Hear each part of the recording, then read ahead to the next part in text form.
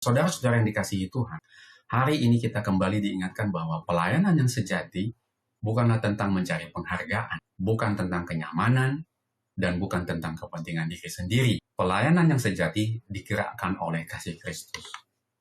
Paulus mengalami penderitaan, kesalahpahaman, kecemasan, bahkan penolakan. Tetapi kasihnya kepada jemaat tidak berhenti. Mengapa? Karena sumber kasih itu bukan berasal dari dirinya sendiri, melainkan dari Kristus yang terlebih dahulu mengasihinya.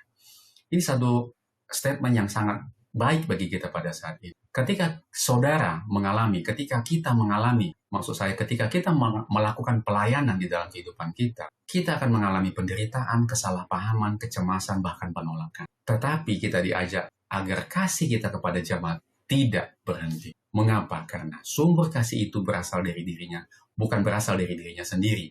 Kalau saudara langsung berhenti, nah, itu berarti saudara menganggap kasih itu berasal dari saudara sendiri, saudara mampu.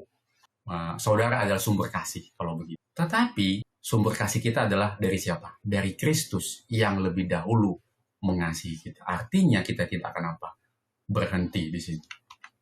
Kita akan tetap lanjutkan pelayanan kita walaupun kita mendapatkan penolakan atau penderitaan. Mungkin hari ini ada di antara kita yang sedang melayani tetapi merasa lelah. Ada yang pernah disalahpahami. Ada yang berbuat baik tetapi justru mendapat kritikan. Ada yang sedang menghadapi seseorang yang sulit untuk dikasihi. Firman Tuhan mengajak kita untuk tidak menyerah. Jangan biarkan kekecewaan membuat kita berhenti mengasihi. Jangan biarkan luka membuat kita menjadi keras. Dan ketika kita harus menegur, biarlah teguran itu tetap lahir dari hati yang menginginkan pemulihan, bukan penghukuman. Karena tujuan disiplin dan teguran pun adalah pemulihan melalui pengampunan dan penegasan kembali kasih. Dan akhirnya marilah kita mengingat perkataan Paulus. Tuhan selalu membawa kami di jalan kemenangannya di dalam Kristus. 2 Korintus 2 ayat 14.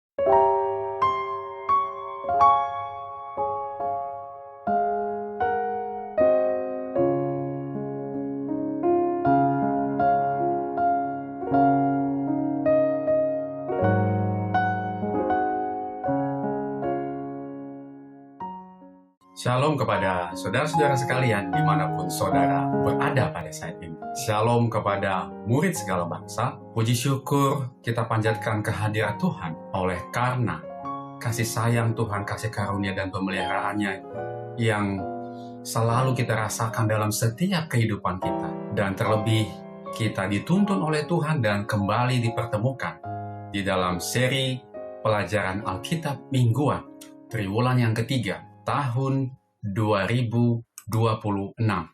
Kita telah memasuki pelajaran minggu yang ke-9 dengan judul pelayanan yang digerakkan oleh kasih. Saudara-saudara, sebelum kita memulai pelajaran kita pada saat ini, mari kita bersatu di dalam doa. Ya Tuhan, Bapa kami yang bertahta di dalam kerajaan surga, terima kasih ya Tuhan oleh karena kasih yang selalu menggerakkan kami untuk mengucap dan memuji nama-Mu dan rasa syukur yang selalu kami panjatkan ke hadirat-Mu. Terlebih pada saat ini ya Tuhan, kami ingin kembali duduk di dekat kaki-Mu untuk mendengarkan firman-Mu, berbicara kepada kami untuk memberikan kekuatan dalam perjalanan iman dan kerohanian kami. Sertai hamba-Mu yang akan membagikan dan membawakan, dan sertai juga seluruh umat-umat Tuhan dimanapun mereka berada pada saat ini ketika mereka terlebih sedang mendengarkan pelajaran ini dan rindu untuk membagikannya kepada orang lain. Terima kasih ya Tuhan, kami serahkan awal dan akhir dari pelajaran ini dan sepanjang kehidupan kami ke dalam tangan pemeliharaan Tuhan. Di dalam nama Yesus kami berdoa dan mengucap syukur. Amin. Baik saudara-saudara, pelayanan yang digerakkan oleh kasih.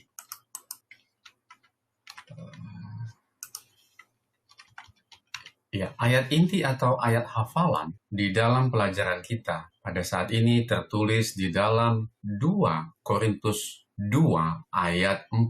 Aku menulis kepada kamu dengan hati yang sangat cemas dan sesak dan dengan mencucurkan banyak air mata. Bukan supaya kamu bersedih, bukan supaya kamu bersedih hati, tetapi supaya kamu tahu betapa besarnya kasihku kepada kamu semua. Ya, pelayanan yang digerakkan oleh kasih. Rasul Paulus tidak menjalani kehidupan yang mudah. Selain penjara dan situasi yang mengancam nyawa yang ia hadapi, ia juga menulis sebagai berikut. 5 kali aku disesah orang Yahudi. Setiap kali 40 kurang 1 pukulan. 3 kali aku didera. 1 kali aku dilempari dengan batu. 3 kali mengalami karam kapal. Sehari semalam aku terkatung-katung di tengah laut. Dalam perjalananku, aku sering diancam bahaya banjir dan bahaya penyamun. Bahaya dari pihak orang-orang Yahudi dan dari pihak orang-orang bukan Yahudi. Bahaya di kota, bahaya di padang gurun, bahaya di tengah laut, dan bahaya dari pihak saudara-saudara palsu. Aku banyak berjerih lelah dan bekerja berat. Kerap kali aku tidak tidur. Aku lapar dan dahaga. Kerap kali aku berpuasa, kedinginan, dan tanpa pakaian. Dan dengan tidak menyebut banyak hal lain lagi, urusanku sehari-hari, yaitu untuk memelihara semua jemaat-jemaat. 2 Korintus 11 ayat 24-28. Apa yang kita lihat dalam surat-suratnya kepada jemaat di Korintus adalah sebagian dari beban berat yang ia rasakan untuk jemaat ini. Namun, di tengah semua situasi itu, kasihnya kepada mereka tidak pernah gagal. Sama seperti kasih Kristus kepada kita yang tidak pernah mengecewakan kita. Faktanya, dari Yesuslah Paulus ini belajar untuk mengasihi jemaat-jemaat dengan cara yang mencerminkan kasih Yesus kepada kita. Jadi saudara-saudara, di bagian pendahuluan ini, kita dapat melihat dan bisa menarik satu kesimpulan yang sangat nyata dengan jelas kita dapatkan, bahwa ketika kita telah mengenal Kristus, kasihnya Kristus, ya, sebagaimana pelajaran minggu lalu, potret kasih, ya, ketika kita mengenal kasih Kristus, maka kehidupan berikutnya adalah kehidupan yang dilakukan oleh Rasul Paulus, yaitu apa? Kehidupan yang dikatakan di sini, ya, kehidupan di mana urusan sehari-hari kita, yaitu untuk apa? Kehidupan yang memelihara semua jemaat-jemaat. Nah, kalau kita lihat kesimpulan atau mungkin apa yang kita dapatkan dari bagian pendahuluan ini adalah satu pekerjaan yang tidak mudah untuk kita lakukan. Bahkan banyak orang menghindari pekerjaan ini, pelayanan ini. Ini adalah pelayanan yang tidak enak untuk mengurus siapa? Untuk mengurus dan memelihara semua jemaat-jemaat. Tetapi bukti dari kasih yang kita alami dari Yesus, di mana dia telah menyerahkan nyawanya untuk kita, maka ini tidak bisa tidak kita lakukan. Ini adalah reaksi alami ketika kita telah mengenal kasih Kristus. Maka kita akan mengasihi jemaat, maka kita akan dipanggil oleh Yesus Kristus untuk memelihara semua jemaat-jemaat seperti yang kita akan pelajari pada saat ini yang dilakukan oleh Rasul Paulus. Walaupun banyak tantangan dan ketidakenakan dan penderitaan seperti yang saudara lihat di bagian pendahuluan, bahkan ada bahaya baik dari orang Yahudi, artinya dari kita, kalangan kita sendiri, yang melambangkan kalangan kita sendiri, maupun dari orang luar Yahudi yang melambangkan di luar kalangan kita, bahkan ada bahaya dari saudara-saudara palsu. Dan inilah yang akan kita alami sepanjang hidup kita ketika kita melakukan dan menghidupkan kasih Kristus di dalam kehidupan kita. Nah, bahaya-bahaya apakah dan pengalaman bagaimanakah yang dialami ketika kita memelihara jemaat? Sebagian sudah kita lalui di bagian awal pelajaran Alkitab kita hingga saat ini, dan kita akan lanjutkan pada minggu ini. Pengucapan syukur. Pelajaran hari Minggu, pengucapan syukur. Bacalah 2 Korintus 1 ayat 3-7. Apakah alasan dibalik sikap syukur Paulus di sini? Mari kita lihat. Terpujilah Tuhan, Bapa Tuhan kita Yesus Kristus, Bapa yang penuh belas kasihan dan Tuhan sumber segala penghiburan, yang menghibur kami dalam segala penderitaan kami, sehingga kami sanggup menghibur mereka yang berada dalam bermacam-macam penderitaan, dengan penghiburan yang kami terima sendiri dari Tuhan. Sebab sama seperti kami mendapat bagian berlimpah-limpah dalam kesengsaraan Kristus, demikian pula oleh Kristus kami menerima penghiburan berlimpah-limpah. Jika kami menderita, hal itu menjadi penghiburan dan keselamatan kamu. Jika kami dihibur, maka itu adalah untuk penghiburan kamu, sehingga kamu beroleh kekuatan untuk dengan sabar menderita kesengsaraan yang sama seperti yang kami derita juga. Dan pengharapan kami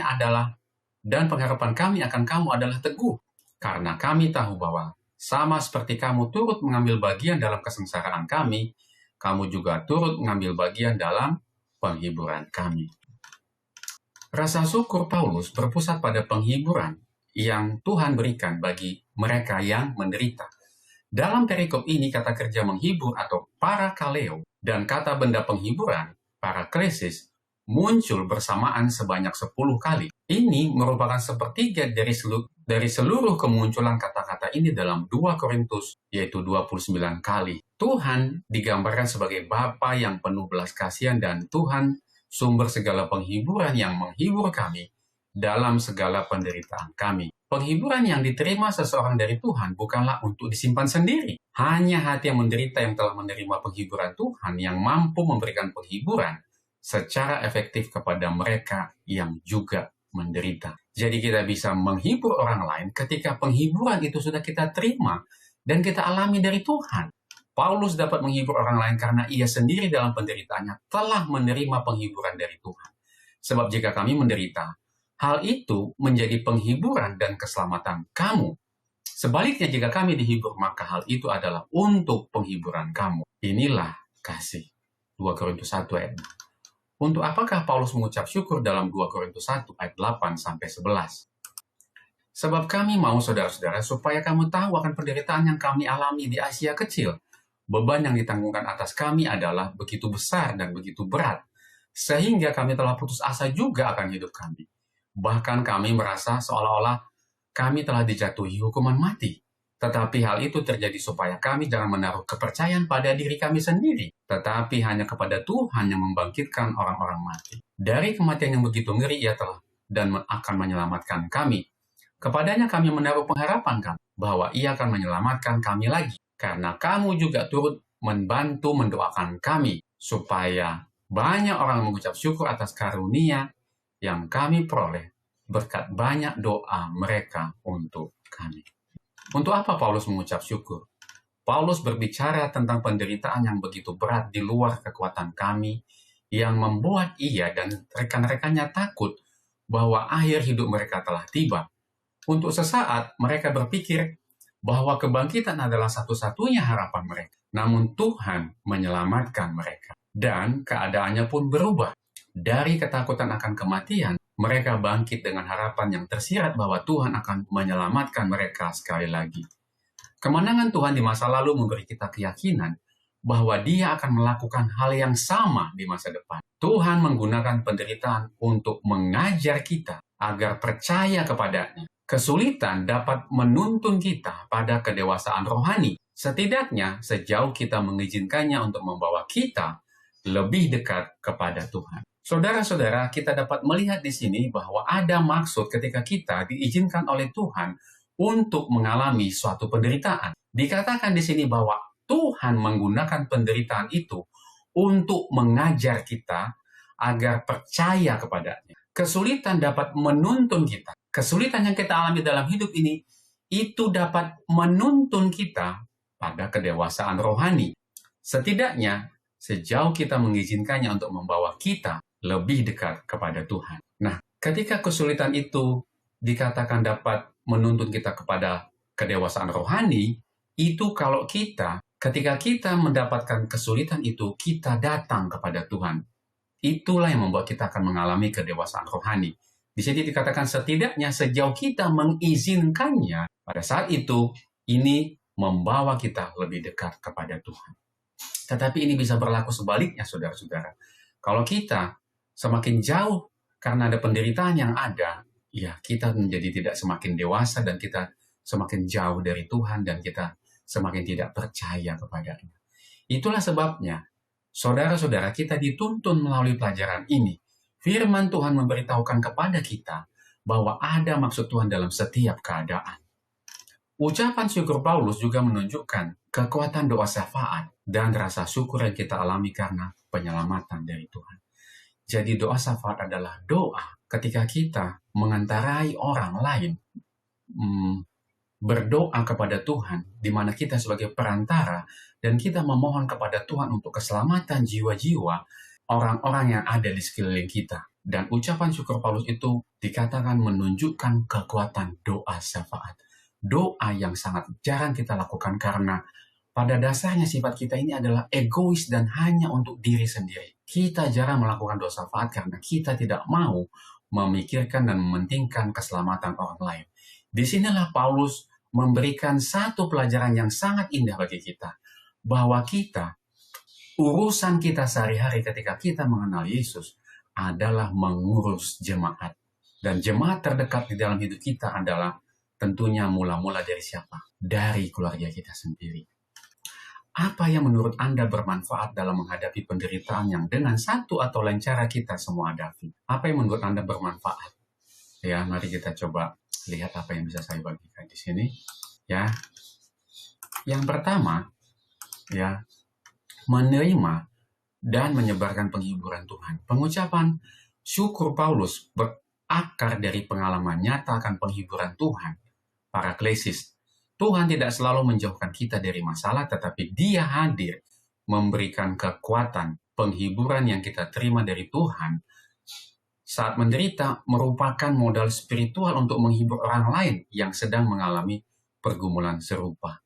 Jadi, apa yang menurut Anda bermanfaat? Ya, kita akhirnya bisa menghibur orang lain karena penghiburan yang kita terima pada saat penderitaan kita dapat menguatkan orang lain untuk tetap kuat dan tabah karena Tuhan akan memberikan penghiburan sejati dan Tuhan akan selalu ada di dalam setiap keadaan kita termasuk di dalam penderitaan kita. Yang kedua, dikatakan di sini bahwa penderitaan itu akan mengubah ketergantungan dari diri menjadi kepercayaan sepenuhnya kepada siapa? Kepada Tuhan. Ketika penderitaan terasa melebihi batas kemampuan, kita diajar untuk tidak mengandalkan kekuatan diri kita sendiri, melainkan mengandalkan Tuhan yang membangkitkan orang mati. Pengalaman pertolongan Tuhan di masa lalu menjadi dasar keyakinan bahwa Dia akan terus menopang kita di masa depan. Kemudian kekuatan doa syafaat dan persekutuan. Paulus menekankan pentingnya dukungan doa dari jemaat. Penderitaan tidak dimaksudkan untuk ditanggung sendirian. Doa bersama menciptakan ikatan persekutuan dan memunculkan ucapan syukur kolektif ketika pemulihan terjadi. Inilah yang bisa dibagikan untuk pertanyaan yang ada di hari Minggu. Kesederhanaan dan ketulusan. Pelajaran hari Senin, kesederhanaan dan ketulusan. Kemarin kita belajar bahwa kasih Paulus bagi jemaat Korintus diwujudkan saat ia memberikan penghiburan, menghibur mereka dalam kesulitan mereka. Nah, apakah kita juga sering melakukan kepada jemaat di dalam kehidupan kita? Sama seperti ia menerima penghiburan dari Tuhan dalam kesulitannya. Hari ini kita akan melihat bahwa kasihnya kepada mereka juga ditunjukkan melalui integritas yang ia dan rekan-rekannya tunjukkan kepada anggota jemaat di Korintus. Bacalah 2 Korintus 1 ayat 12-14, dalam terang 2 Korintus 2 ayat 17 dan 2 Korintus 4 ayat 2, bagaimanakah ketulusan Paulus menunjukkan kasihnya kepada jemaat Korintus?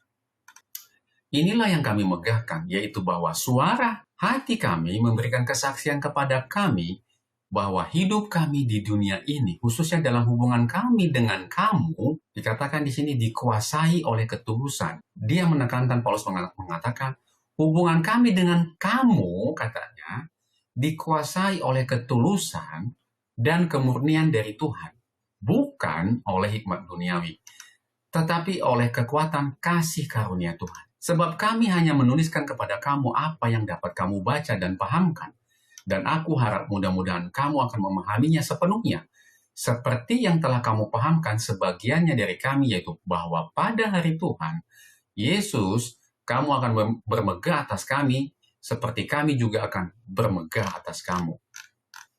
Kemudian 2 Korintus 17, sebab kami tidak sama dengan banyak orang lain yang mencari keuntungan dari firman Tuhan. Sebaliknya, Dalam Kristus kami berbicara sebagaimana mestinya dengan maksud-maksud murni atas perintah Tuhan dan di hadapannya. 2 Korintus 4 ayat 2, tetapi kami menolak segala perbuatan tersembunyi yang memalukan. Kami tidak berlaku licik dan tidak memalsukan firman Tuhan. Sebaliknya kami menyatakan kebenaran. Dengan demikian kami menyerahkan diri kami untuk dipertimbangkan oleh semua orang di hadapan Tuhan. Bagaimanakah ketulusan Paulus menunjukkan kasihnya kepada jemaat di Korintus? 2 Korintus 1 ayat 12-14 memperkenalkan tesis yang akan dikembangkan Paulus di sisa suratnya. Integritas dan kerasulannya telah dipertanyakan oleh beberapa orang di Korintus. Mereka menganggap Paulus memiliki karakter yang bimbang dan ragu-ragu, yang tidak pantas untuk pelayanan kerasulan. Sebagai tanggapan, Paulus menekankan bahwa ia dan rekan-rekannya berperilaku dengan indeks integritas tertinggi terhadap mereka. Dua kata menggambarkan perilaku Paulus dan rekan-rekannya, yaitu kesederhanaan dan ketulusan. Berasal dari kata Yunani, haplotes. Kata ini digunakan untuk menyatakan integritas pribadi dalam perkataan atau perilaku. Singkatnya, kata ini mengungkapkan kemurnian niat. Sebaliknya, istilah ketulusan dari bahasa Yunani, eilikrenia, juga menunjukkan pada integritas dan kemurnian niat. Jemaat Korintus seharusnya tidak meragukan kejelasan niat Paulus. Ia menjelaskan bahwa kesederhanaan dan ketulusannya berasal dari Tuhan. Gagasan ini ditangkap dengan baik oleh Alkitab terjemahan baru yang menyebutkan kemurnian dan ketulusan yang daripada Tuhan. Dalam ayat yang sama, Paulus lebih lanjut menegaskan bahwa semua kualitas pelayanan ini didasarkan kepada kita oleh kasih karunia Tuhan. Tampaknya lawan-lawan Paulus salah menafsirkan kata-katanya dalam komunikasi tertulis sebelumnya. Paulus menjamin bahwa niatnya jelas dan dapat dimengerti. Ia yakin bahwa kebenaran kata-kata, niat, dan tindakannya akan menjadi jelas pada hari Tuhan Yesus. Nah, di sini ada pertanyaan, apakah pengalaman Anda sendiri ketika niat atau motivasi Anda, betapapun tulus dan bermaksud baik, dipertanyakan atau ditantang? Pelajaran apakah yang dapat Anda ambil tentang betapa berhati-hatinya Anda seharusnya saat mempertanyakan motif orang lain?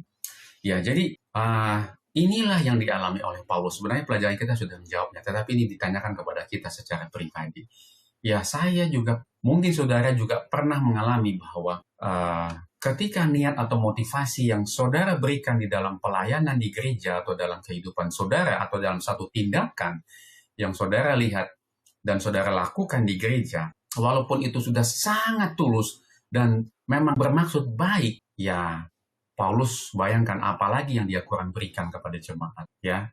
Dia sudah disesah, mengalami garam kapal, menghadapi banyak problema dari orang Yahudi sendiri, di luar Yahudi, bahkan ada saudara-saudara palsu.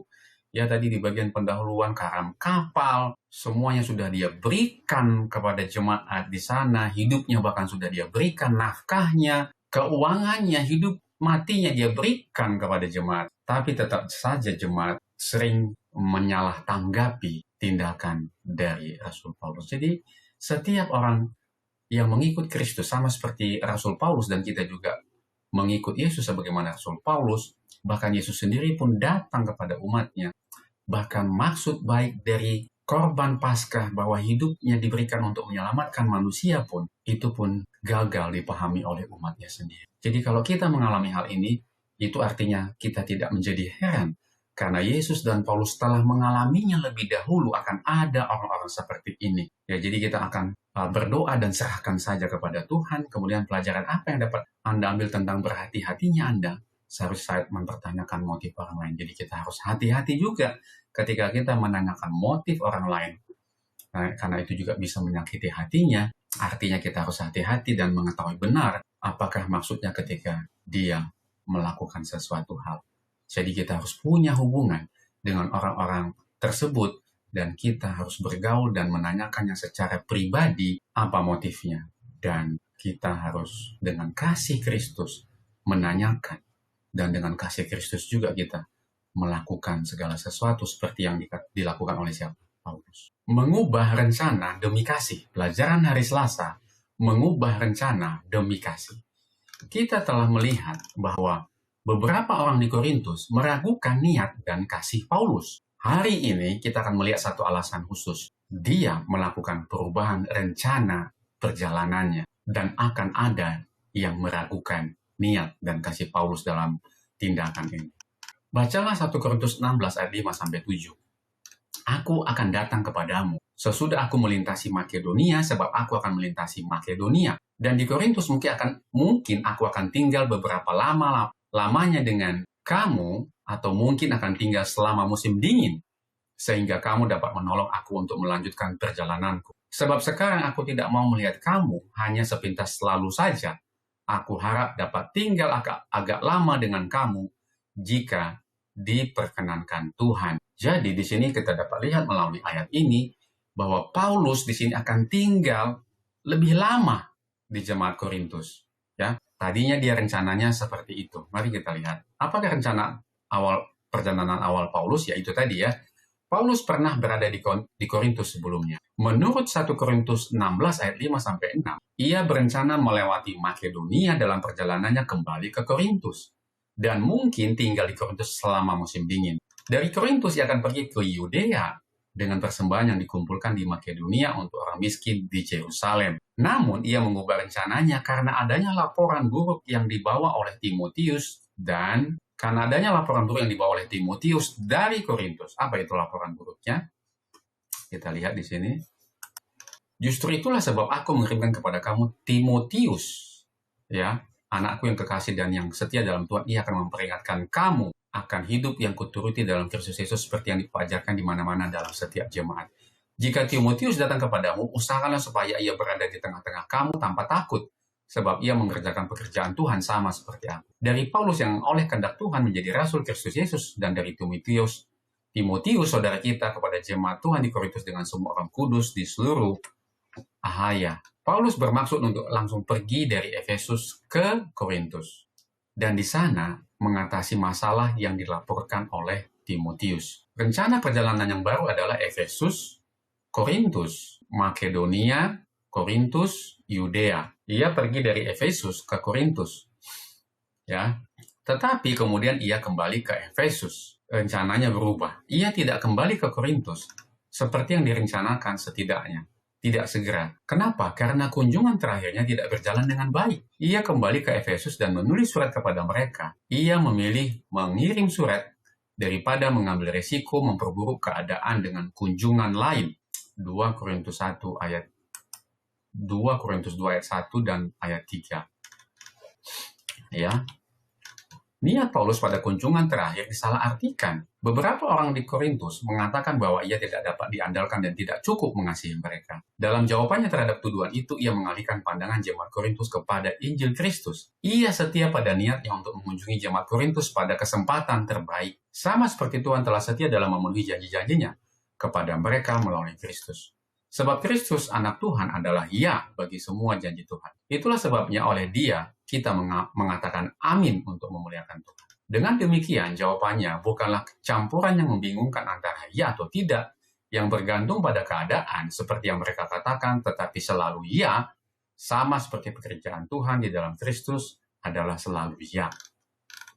Oleh karena itu alasan Paulus menulis surat kepada jemaat di Korintus alih-alih mengunjungi mereka adalah justru itu adalah kasihnya yang tulus kepada mereka, bukan sebaliknya. Kunjungan lain setelah kunjungan yang menyakitkan hanya akan membawa lebih banyak penderitaan bagi mereka, bukan sukacita yang ingin ia timbulkan dengan kehadirannya.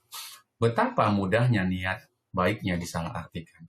Jadi di sini saudara-saudara kita dapat lihat bahwa ketika ada satu kunjungan terakhir, bahwa dia lihat di Korintus ada suatu masalah dan kurang baik, sesuatu terjadi yang kurang baik di Korintus, lalu daripada dia memutuskan daripada lama-lama di situ, dia lebih baik cepat keluar dari Korintus dan dia lebih baik menulis surat menyatakan nasihat dan kabarannya kepada orang di jemaat di Korintus. Namun ada jemaat di Korintus yang menyatakan, kurang tulus ini Paulus ini kepada kita. Dia tidak lama-lama di sini dan dia tidak mau bersama dengan kita untuk waktu yang mereka inginkan. Tetapi kita dapat lihat di sini bahwa ternyata sebenarnya Paulus memberikan jeda ya kepada jemaat di Korintus untuk berpikir dengan situasi yang baru saja terjadi, dengan kabar baik yang kurang baik, dengan kabar yang kurang baik yang didapatkan dari siapa? Tadi di sini pelajaran kita dari Timotius, ya. Ia mengubah rencananya karena laporan buruk yang dibawa oleh Timotius dari Korintus, ya. Jadi dia tidak lama-lama di sana, ia kembali ke Efesus dan memilih untuk menulis surat kepada jemaat di Korintus.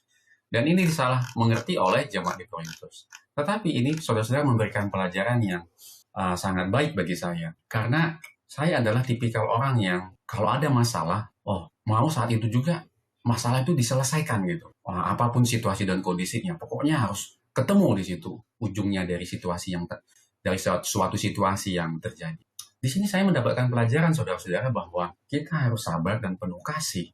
Ketika satu masalah terjadi adalah ini satu pelajaran yang kita dapatkan bahwa lebih baik kita menyingkir dulu dari situasi itu. Kemudian akhirnya kan ketika kita keluar dari situasi itu, masing-masing kita berpikir dan mengambil satu perenungan. Dan di sini dikatakan Paulus ingin dia datang dalam kondisi yang terbaik, ya. Jadi dia lebih bagus tulis surat memberikan nasihat kepada mereka. Lalu dengan situasi yang terjadi, kita pun mendapatkan gambaran situasi yang terjadi dengan lebih jernih dan jelas, hati kita juga lebih tenang, dan Roh Kudus lebih banyak berbicara kepada kita daripada kita harus tergesa-gesa dan terburu-buru untuk berkomunikasi dan menyelesaikan satu keadaan dan satu masalah. Akhirnya ujungnya menjadi kurang baik dan mungkin kurang sempurna penyelesaiannya.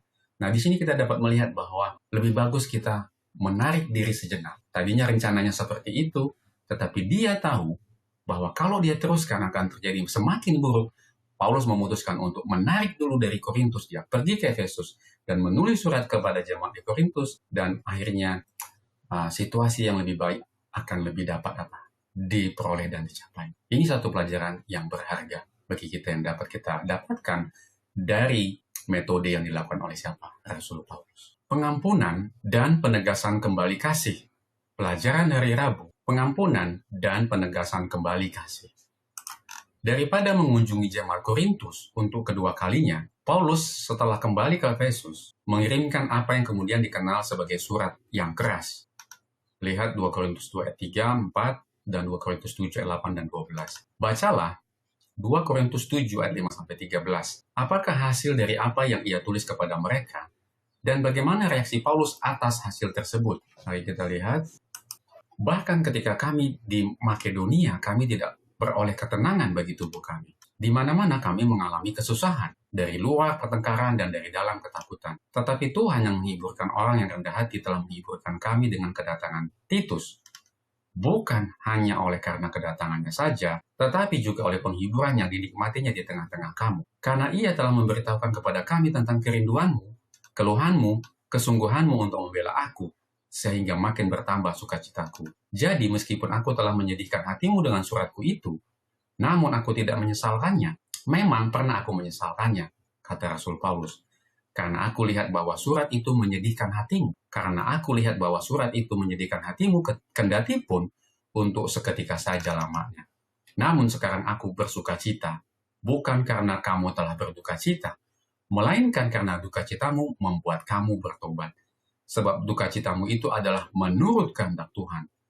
Sehingga kamu sedikit pun tidak dirugikan oleh karena kami. Sebab duka cita menurut kehendak Tuhan menghasilkan pertobatan yang membawa keselamatan dan yang tidak akan disesalkan.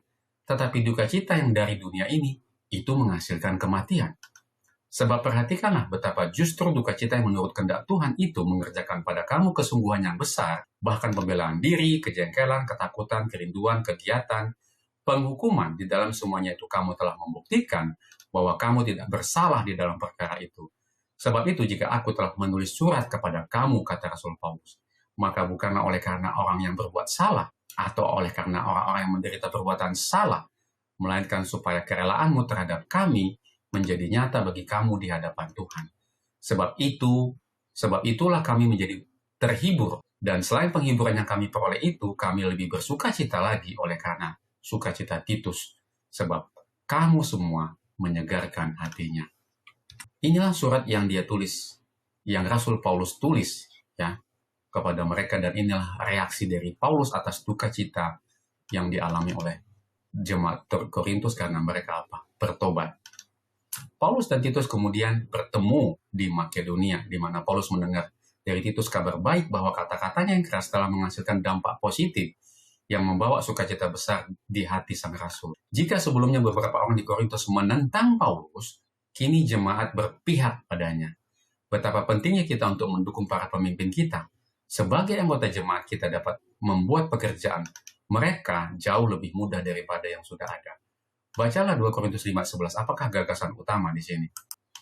Tetapi jika ada orang menyebabkan kesedihan, maka bukan hatiku yang disedihkannya, melainkan hati kamu sekalian, atau sekurang-kurangnya supaya jangan aku melebih-lebihkan hati beberapa orang di antara kamu. Bagi orang yang demikian sudahlah cukup teguran dari sebagian besar dari kamu, sehingga kamu sebaliknya harus mengampuni dan menghibur dia, supaya ia jangan binasa oleh kesedihan yang terlampau berat.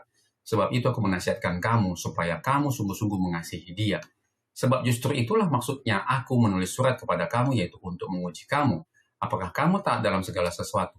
Sebab barang siapa yang kamu ampuni kesalahannya, aku mengampuninya juga. Sebab jika aku mengampuni, seandainya ada yang harus kuampuni, maka hal itu kubuat oleh kamu di hadapan Kristus, supaya iblis jangan beroleh keuntungan atas kita. Sebab kita tahu apa maksudnya.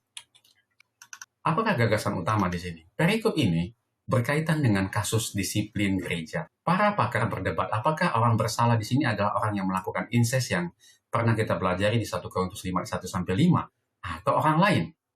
Seseorang yang mempengaruhi orang lain di gereja dalam tuduhan mereka bahwa Paulus tidak konsisten dan tidak mempertimbangkan mereka dalam keputusan perjalanannya. Konteksnya tampaknya mendukung pilihan kedua.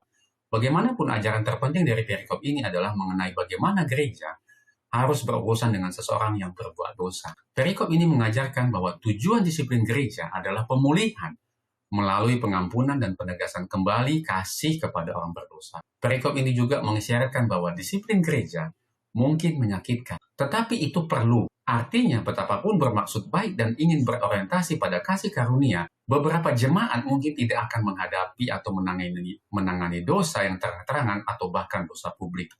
Di sisi lain, jemaat lain bisa menjadi sangat kaku, tidak mau mengampuni dan keras. Dosa perlu ditangani, tetapi harus ditangani di dalam kasih. Dengan demikian, Paulus dapat menasihati jemaat untuk menegaskan kembali kasihnya kepada orang yang bersalah, karena ia sendiri mengasihi jemaat itu. 2 Korintus 2:4. Jemaat di Korintus dapat mengasihi orang yang bersalah. 2 Korintus 2:8. Karena jemaat itu sendiri adalah objek kasih Tuhan melalui kasih Paulus. Apakah yang diajarkan hal ini kepada kita tentang kasih? Ya, jadi kita bahwa kasih itu adalah kasih sesuai dengan pelajaran yang kemarin, bahwa kasih Yesus adalah kasih tanpa syarat, unconditional love. Kasih Tuhan itu adalah kasih yang mengasihi apakah orang itu berbuat baik kepada kita ataupun tidak berbuat baik kepada kita. Itulah kasih Tuhan. Jadi di sini kasih yang sesungguhnya memang harus kita lakukan kepada orang yang bersalah. Ya, seperti firman Tuhan katakan, orang sakitlah yang membutuhkan tabib. Orang sakitlah yang membutuhkan kasih karunia yang selalu tidak berkeputusan atau berkesudahan. Kasih itu adalah harus diwujudkan ketika ada orang bersalah. Kita harus mengampuni orang yang bersalah itu kepada kita. Kita harus menasehati dia supaya dia kembali dari kesalahannya. Fakta bahwa ketika kita menasihati dan tidak didengar, ya kita tetap terus menasehati. Itulah kasih yang sejati yang diajarkan oleh Tuhan kepada kita. Bahwa kasih akan terus melakukan walaupun respon yang didapatkan tidak mengenakkan, tidak baik, dan reaksi yang didapatkan tidak sesuai dengan harapan kita. Kasih akan tetap melakukan perbuatannya ketika kasih disalah mengerti di dalam tindakan yang kita berikan kepada orang. Sama seperti Rasul Paulus, dia sering mendapatkan perlakuan yang tidak pantas, padahal itu adalah motifnya adalah mengasihi dengan sesungguhnya dan mengasihi dengan murni dan dengan niat yang tulus. Kemenangan dalam Kristus. Pelajaran hari Kamis, kemenangan dalam Kristus. Bacalah 2 Korintus 2 ayat 12 dan 13. Kemana Paulus pergi setelah menulis surat yang keras kepada mereka? Apakah yang ia lakukan di sana? Ya, hati Paulus, kita baca dulu ya, 2 Korintus 12 ayat 13, 2 Korintus 2 ayat 12 dan 13 sampai 13. Ketika aku tiba di Troas untuk memberitakan Injil Kristus, aku dapati bahwa Tuhan telah membuka jalan untuk pekerjaan di sana, di Troas. Tetapi hatiku tidak merasa tenang, karena aku tidak menjumpai saudaraku Titus. Sebab itu aku minta diri dan berangkat ke Makedonia. Hati Paulus gelisah saat menunggu Titus. Meskipun gelisah, ia tidak bisa berhenti berbicara tentang Yesus. Ia sangat mengasihi Yesus. Pada saat itu ia belum mengetahui hasil dari suratnya. Ia sangat ingin bertemu Titus dan mendengar tentang reaksi jemaat Korintus. Pekerjaan Paulus di Troas berhasil, tetapi ia tidak bisa tinggal lama di sana. Tanggung jawab atas semua jemaat dan khususnya jemaat di Korintus membebani hatinya. Ia berharap dapat bertemu Titus di Troas dan mengetahui darinya bagaimana kata-kata nasihat dan teguran yang dikirimkan kepada saudara-saudara di Korintus diterima apa tidak. Tetapi dalam hal ini ia kecewa. Aku tidak merasa ketenangan dalam rohku. Tulisnya mengenai pengalaman ini karena aku tidak menemukan Titus saudaraku. Oleh karena itu ia meninggalkan Troas dan menyeberang ke Makedonia, di mana di Filipi ia bertemu Timotius. Ellen G. White, Kisah Para Rasul, halaman 268. Bacalah 2 Korintus 2 ayat 14-17. Bagaimanakah reaksi Paulus saat bertemu Titus di Makedonia dan mendengar tentang respon positif dari jemaat Korintus. Nah, saya akan bacakan ayat ini, tetapi ayat ini ya, di sini ada beberapa ayat yang terutama di ayat 17 ya. Sebab kami tidak sama dengan banyak orang lain yang mencari keuntungan dari firman Tuhan. Nah, ada dalam bahasa aslinya atau dalam bahasa Inggris ya yang lebih mendekati bahasa aslinya, kita mendapatkan bunyi ayat yang berbeda. Mari kita lihat. Saya ya di dalam versi King James Version, saya bacakan dalam terjemahan bebasnya. Sekarang syukur kepada Tuhan yang senantiasa membuat kita menang dalam Kristus dan memperlihatkan keharuman pengetahuannya melalui kami di mana-mana. Sebab bagi Tuhan kami adalah keharuman Kristus, baik bagi mereka yang diselamatkan maupun bagi mereka yang binasa. Fakta sejatinya bahwa mereka harusnya adalah keharuman, tetapi ada respon yang berbeda dari keharuman yang mereka miliki di dalam hidup mereka. Di ayat 16, bagi yang satu kami adalah aroma kematian yang membawa kematian, dan bagi yang lain aroma kehidupan yang membawa kehidupan. Dan siapakah yang cakap untuk hal-hal ini? Ya, di ayat 17, sebab kami tidak seperti banyak orang lain yang memutarbalikkan firman Tuhan, tetapi dengan ketulusan hati seperti dari Tuhan, di hadapan Tuhan kami berbicara dalam Kristus. Ya, ini dia ayatnya di dalam versi terjemahan bahasa Inggris langsung.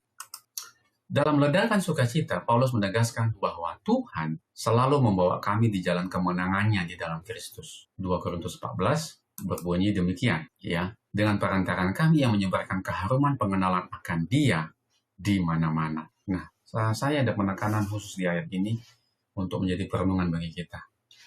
Bahwa dikatakan di sini, tetapi syukur bagi Tuhan yang dalam Kristus selalu membawa kami di jalan kemenangannya dengan perantaraan kami. Ia menyebarkan keharuman pengenalan akan Yesus di mana-mana. Dengan perantaraan kami, Yesus menyebarkan keharuman pengenalan akan Yesus di mana-mana. Saya ingin membawa kita merenung dengan ayat ini. Apakah hidup kita adalah hidup seperti Paulus ini? Bahwa orang lain merasakan keharuman hidup kita, dan hidup kita ini membawa pengenalan kepada Yesus di mana-mana. Apakah hidup kita ini membawa dan menyebarkan keharuman akan pengenalan Yesus dimanapun kita berada? Nah, itu pertanyaan yang sangat penting yang boleh kita renungkan.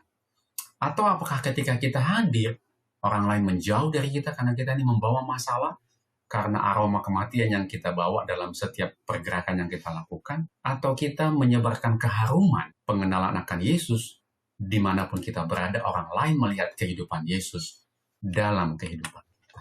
Ya, itu menjadi perenungan bagi kita. Sungguh sebuah pernyataan yang luar biasa. Hati yang dipenuhi dengan hadirat Kristus menyebarkan keharuman pengenalan akan Dia di mana-mana.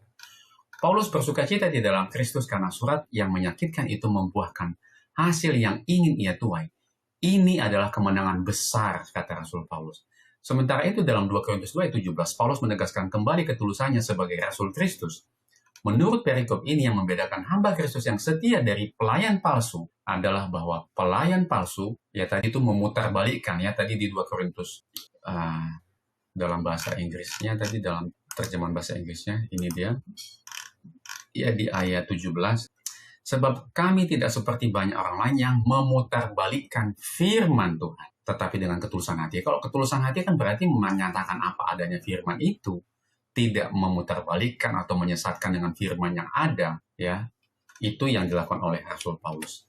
Tetapi ada orang-orang yang memutarbalikkan firman, ya, dan itu tidak baik. Itu justru menyesatkan orang lain kepada pemahaman yang lain, ya. Paulus bersuka cita di dalam Kristus karena surat yang menyakitkan itu membuahkan hasil yang ingin ia tuai.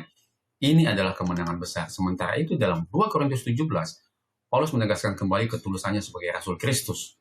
Menurut perikop ini yang membedakan hamba Kristus yang setia dari pelayan palsu adalah bahwa pelayan palsu memperdagangkan Injil itu untuk kepentingan diri sendiri, ya. Sedangkan hamba yang setia memberitakan firman Tuhan dengan segenap hati karena kasih kepada Kristus. Apakah yang memotivasi Anda dalam semua yang Anda lakukan? Terutama ketika Anda melakukannya dalam nama Yesus. Jadi, sama seperti Paulus yang memotivasi kita, yaitu harusnya kasih Yesus, bahwa kita tidak melakukan pelayanan Injil ini untuk kepentingan diri, ya, tetapi untuk memberitakan firman Tuhan dengan segenap hati karena kasih kepada Kristus. Kalau di ayat yang aslinya, ya, maksudnya di dalam terjemahan baru, ya, kita lihat di dalam terjemahan baru di sini di ayat 17 itu bunyinya seperti ini. Sebab kami tidak sama dengan banyak orang lain yang mencari keuntungan dari firman Tuhan. Nah, di dalam terjemahan bahasa Inggrisnya maknanya tidak memutarbalikkan firman. Nah, itu dia. Ya, jadi mungkin bisa saja tujuannya jadi buruk, ya, karena ada juga orang yang mencari keuntungan dari firman Tuhan. Ya, memang benar. Tapi kata memutarbalikkan firman, ya, mungkin memiliki makna yang agak berbeda dengan mencari keuntungan dari firman Tuhan. Ya, kalau mencari keuntungan dari firman atau dari Injil dalam pelayanan ini, ya mungkin ada yang bangun sekolah, bangun gereja, dia cari uang atau keuntungan di sana dengan secara literal dengan rupiah, dengan uang yang dia mau cari. Ada orang yang mengadakan pekabaran firman Tuhan dengan mengabarkan pekabaran Injil dengan motif untuk keuntungan pribadi. Tetapi Rasul Paulus mengatakan, aku sama sekali tidak sedikit pun melakukannya. Bahkan di dalam pelayanan justru yang sering kita itu harusnya kalau dia motifnya murni, ya, sekaligus untuk menjawab pertanyaan yang paling bawah, ya. Kalau motifnya murni, justru dia bukan mencari uang di dalam pelayanan, justru dia harus akan keluar uang sebagai bentuk pengorbanan dari dalam kehidupan pelayanannya, ya. Jadi apa yang memotivasi Anda?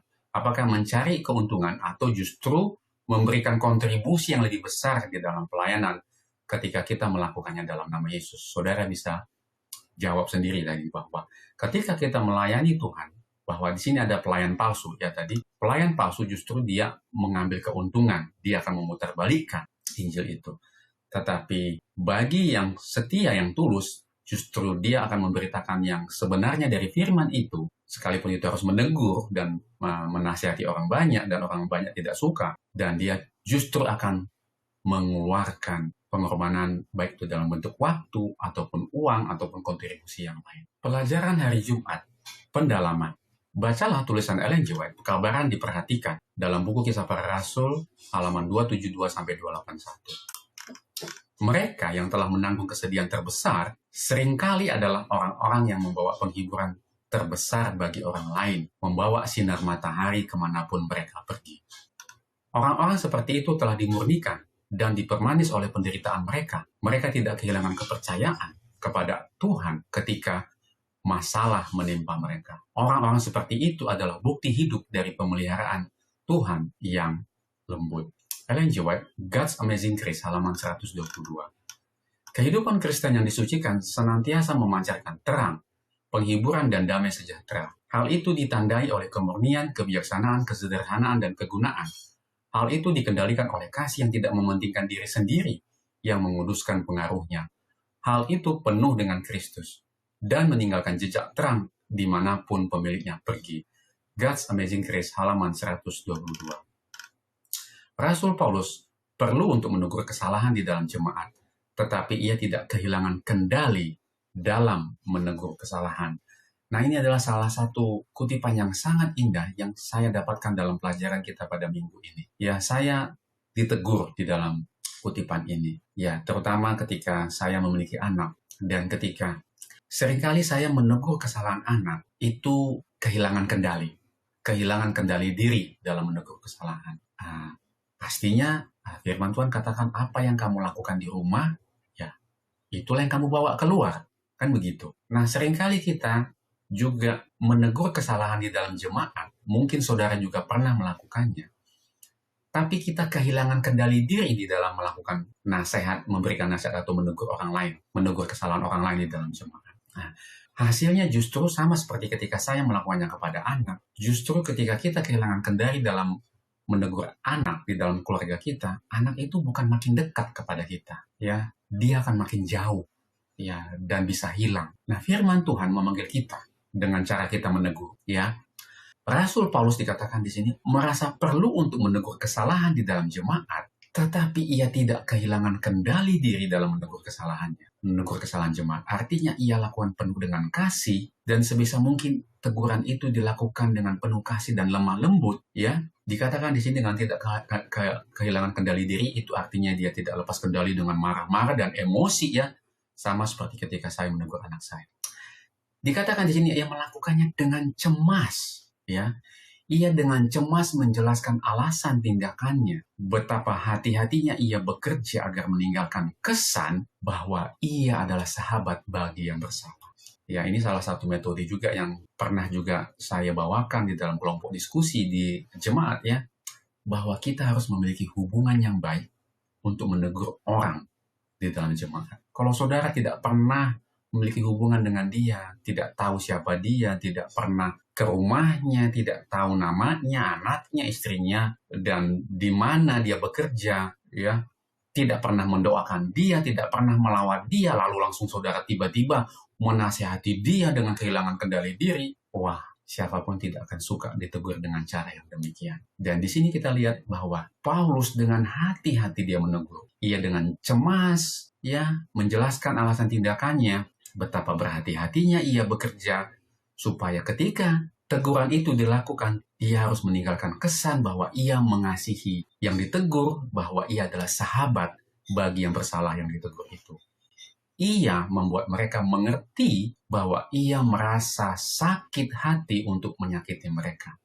Jadi ketika ia memberikan teguran itu, ia pun terluka. Ia ingin meninggalkan kesan dalam pikiran mereka bahwa kepentingan Rasul Paulus adalah selaras dengan kepentingan mereka. Ellen G. White comments dalam The SDA Bible Commentary, jilid 6 halaman 1094. Inilah pelajaran kita di bagian pendalaman, dan kita akan melangkah kepada bagian pertanyaan-pertanyaan untuk diskusi. Di sini ada 4 pertanyaan dan saya akan sharing slide khusus untuk pertanyaan. Ya, ini dia slide khusus untuk menjawab pertanyaan. Ada 4 pertanyaan. Pertanyaan pertama, dalam 2 Korintus 2 1-14, Paulus menegaskan integritasnya dalam pelayanan. Mengapa kualitas pelayanan ini begitu penting? Ya, mengapa integritas pelayanan begitu penting? Yang pertama atau yang menjadi jawaban yang bisa saya bagikan adalah integritas adalah fondasi dari kepercayaan. Ketika seorang pelayan Tuhan menunjukkan kesederhanaan, transparansi, dan kejujuran, pekabaran Injil yang dibawanya memiliki daya ubah yang nyata. Itu akan bisa mengubah orang dari yang tadinya tidak baik jadi baik, melakukan kesalahan jadi memperbaiki kesalahannya, melakukan dosa jadi meninggalkan dosa. Integritas ini perlu supaya pekabaran Injil yang dibawanya itu memiliki daya ubah yang nyata. Tanpa integritas, pekabaran terbaik sekalipun akan kehilangan kuasa, karena orang akan fokus pada ketidaksesuaian antara perkataan dan perbuatan. Jadi integritas adalah kita mengatakan dan mengabarkan, tetapi kita juga melakukan. Itu integritas. Kemudian yang kedua, pertanyaan yang kedua, apakah yang dapat kita pelajari dari fakta bahwa Paulus mengubah rencana perjalanannya tentang perlunya fleksibilitas dalam pelayanan Kristen? Ya, ini pertanyaan yang sangat penting karena orang kadang-kala sering keras, ya. Pokoknya harus begini gitu. Nah, kita belajar dari Paulus ternyata perlunya fleksibilitas dalam pelayanan Kristen. Apakah benar demikian? Mengapa penting untuk terbuka terhadap perubahan bila diperlukan? Fleksibilitas dalam pelayanan Kristen. Perubahan rencana Paulus membuktikan bahwa rencana manusia, bahkan yang dibuat dengan tujuan baik, harus tunduk pada pertimbangan kasih dan kehendak Tuhan.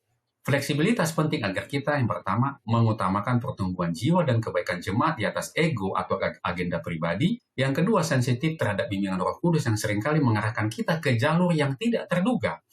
Yang ketiga, mencegah konflik atau luka yang lebih besar ketika situasi menuntut pendekatan yang berbeda. Jadi kalau Paulus kemarin paksa tetap berada di sana, maka bisa terjadi akan menjadi konflik dan luka yang lebih besar. Dan di sini kita dapat melihat bahwa ini menuntut pendekatan yang berbeda. Dia mengubah rencana perjalanannya. Kemudian pertanyaan nomor 3. Mengapa, di sini Paulus menghadapi penderitaan dan kecemasan dalam pelayanannya? Hal ini dengan jelas menunjukkan bahwa para pemimpin gereja adalah manusia yang sama rentannya terhadap kesusahan, seperti orang lain juga. Apakah yang dapat dilakukan anggota jemaat untuk meringankan beban pekerjaan mereka? Nah, meringankan beban emosional para pemimpin gereja sama seperti Paulus merindukan kabar dari Titus. Para pemimpin gereja saat ini juga manusia biasa yang memerlukan dukungan. Anggota jemaat dapat meringankan beban mereka dengan cara. Di sini ada 3 cara. Mendoakan mereka secara konsisten, karena doa memberikan kekuatan rohani dan ketenangan bagi pemimpin. Kemudian, mendukung dengan sikap kooperatif, menghindari kritik yang merusak, yang lebih mengutamakan komunikasi yang jujur serta penuh kasih. Yang ketiga, menunjukkan kerendahan hati untuk dipulihkan. Saat nasihat Alkitab disampaikan, sikap mau belajar dan bertobat dari jemaat membawa sukacita besar bagi seorang pelayan Tuhan. Ya, tetapi saya sedikit berhenti sejenak di sini.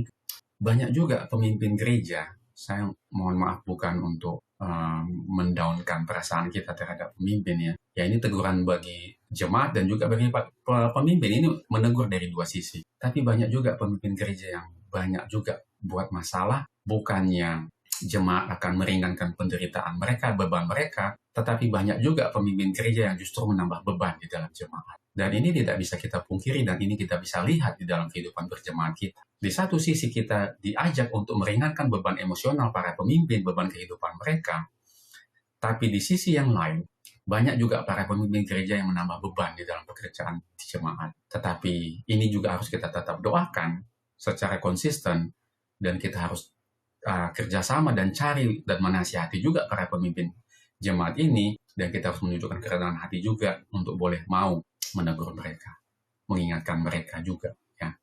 Pertanyaan nomor 4 yang terakhir. Paulus merujuk pada kegelisahannya di dalam 2 Korintus 2:13, tepat sebelum menyebutkan kemenangannya di dalam Kristus, di dalam 2 Korintus 2:14. Bagaimanakah ia bisa berbicara tentang kelemahan dan kekuatannya pada saat yang bersamaan? Bagaimanakah kita bisa melakukan hal? Membicarakan kelemahan dan kemenangan secara bersamaan. Paulus dapat melakukan hal ini karena ia memahami paradoks iman Kristen. Ketika aku lemah, maka aku kuat. Kelemahan dan kecemasan menunjukkan kemanusiaan kita yang terbatas, yang membuat kita tidak menyombongkan diri. Kemenangan dan kekuatan menunjukkan kuasa Tuhan yang bekerja dalam dan melalui kita. Kita dapat melakukan hal yang sama dengan mengakui keterbatasan diri kita secara jujur, sambil terus mengarahkan pujian dan rasa syukur kepada Tuhan yang memimpin kita dalam jalan kemenangannya. Inilah yang bisa saya bagikan untuk 4 pertanyaan yang bisa mengingatkan kita akan pelajaran sepanjang minggu ini. Dan kita telah tiba kepada panggilan ya, kepada panggilan atau penutup di dalam pelajaran kita. Panggilan untuk saudara-saudara pada saat ini dalam pelajaran kita, saudara-saudara yang dikasihi Tuhan, hari ini kita kembali diingatkan bahwa pelayanan yang sejati bukanlah tentang mencari penghargaan, bukan tentang kenyamanan, dan bukan tentang kepentingan diri sendiri. Pelayanan yang sejati digerakkan oleh kasih Kristus. Paulus mengalami penderitaan, kesalahpahaman, kecemasan, bahkan penolakan. Tetapi kasihnya kepada jemaat tidak berhenti. Mengapa? Karena sumber kasih itu bukan berasal dari dirinya sendiri, melainkan dari Kristus yang terlebih dahulu mengasihinya. Ini satu statement yang sangat baik bagi kita pada saat ini. Ketika ketika kita mengalami, maksud saya ketika kita melakukan pelayanan di dalam kehidupan kita akan mengalami penderitaan, kesalahpahaman, kecemasan, bahkan penolakan. Tetapi kita diajak agar kasih kita kepada jemaat tidak berhenti. Mengapa? Karena sumber kasih itu berasal dari dirinya, bukan berasal dari dirinya sendiri. Kalau saudara langsung berhenti, nah, itu berarti saudara menganggap kasih itu berasal dari saudara sendiri, saudara mampu. saudara adalah sumber kasih, kalau begitu. Tetapi sumber kasih kita adalah dari siapa? Dari Kristus yang lebih dahulu mengasihi kita. Artinya kita tidak akan berhenti di sini. Kita akan tetap lanjutkan pelayanan kita walaupun kita mendapatkan penolakan atau penderitaan. Mungkin hari ini ada di antara kita yang sedang melayani tetapi merasa lelah. Ada yang pernah disalahpahami. Ada yang berbuat baik tetapi justru mendapat kritikan. Ada yang sedang menghadapi seseorang yang sulit untuk dikasihi. Firman Tuhan mengajak kita untuk tidak menyerah. Jangan biarkan kekecewaan membuat kita berhenti mengasihi. Jangan biarkan luka membuat kita menjadi keras. Dan ketika kita harus menegur, biarlah teguran itu tetap lahir dari hati yang menginginkan pemulihan, bukan penghukuman. Karena tujuan disiplin dan teguran pun adalah pemulihan melalui pengampunan dan penegasan kembali kasih. Dan akhirnya marilah kita mengingat perkataan Paulus. Tuhan selalu membawa kami di jalan kemenangannya di dalam Kristus. 2 Korintus 2 ayat 14. Inilah pelajaran yang sangat indah yang kita dapatkan pada saat ini. Inilah panggilan kita. Biarlah kasih Kristus menjadi alasan kita melayani. Biarlah kasih Kristus menjadi kekuatan ketika kita lelah. Biarlah kasih Kristus mengajar kita mengampuni.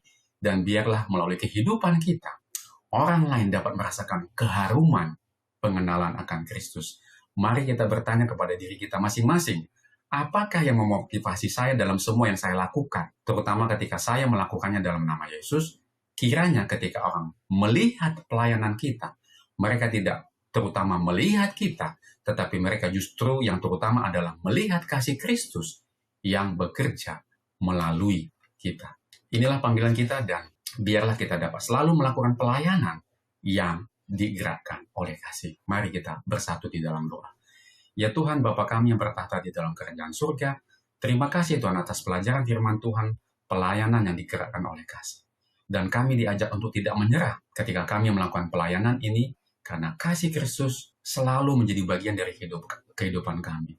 Ketika kami ditolak, bahkan kami harus lebih giat lagi mengasihi dan melayani. Itulah yang kau lakukan, dan Rasul Paulus lakukan dalam kehidupannya. Dan inilah yang kami doakan supaya ini menjadi teladan dalam kehidupan kami. Terima kasih ya Tuhan, biarlah firman ini mengalami kegenapannya dalam kehidupan kami, dan kami doakan menjadi benih-benih yang sangat tumbuh dengan subur dalam kehidupan kami di dalam semua jemaat umat-umat Tuhan yang sedang menantikan kedatangan Yesus yang kedua kali. Terima kasih ya Tuhan, kami serahkan semuanya ke dalam tangan Tuhan. Di dalam nama Yesus kami berdoa dan mengucap syukur. Amin.